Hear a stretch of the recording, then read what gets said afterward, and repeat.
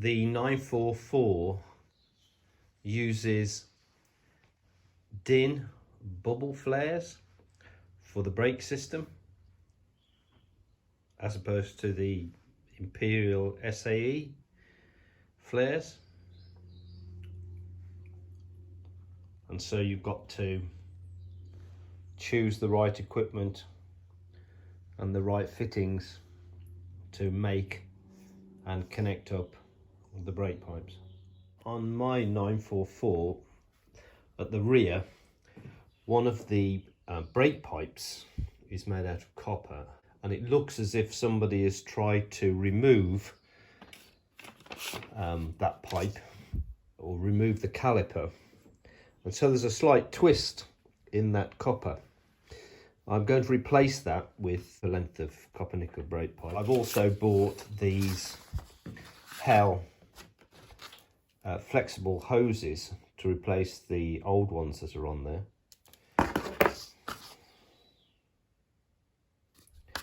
I bought some new copper nickel brake pipe.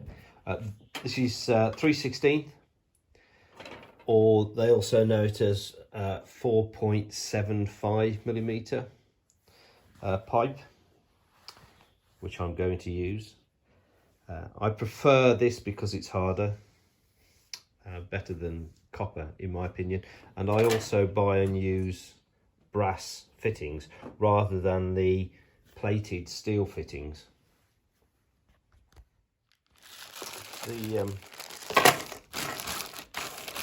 The brake fittings are M10 10mm by 1mm metric fittings, as opposed to the Imperial fittings. The DIN flare is different to the SAE flare. This is a copper pipe. I've created that flare, a DIN flare, and I'll just compare it with the SAE flare. If you look at the two, you can probably see on the right, the DIN flare, the back end of that mushroom end is flat. Just there, that's flat. This one is, on the SAE flare, is slightly tapered. That's the big difference between the two. And you're supposed to use a particular fit. If you look carefully, you'll see the top is flat, but it does have a chamfer. The DIN fittings and the DIN flare doesn't need a chamfer. It should be perfectly flat on top, just with a very slight chamfer. These fittings are really intended for this type of brake pipe, but I can't buy, in the UK at least, I can't buy what I consider to be a proper DIN brake pipe fitting. These work because they do have a flat top to them, so they do work on a DIN, but a proper DIN brake pipe fitting is really completely flat. That chamfer is too much, in my opinion, for a proper DIN brake pipe fitting, but they do work, and that's what will go on the car.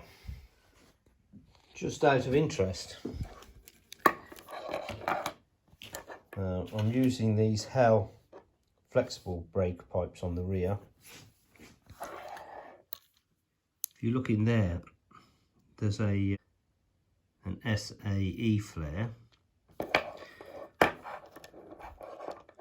or what's equivalent to an SAE flare, and that should match up with the mushroom on the DIN flare. When you're connecting two pipes, you can cut them and make male to female connections. and you can see the concave flare that's on the female and the convex flare on the male.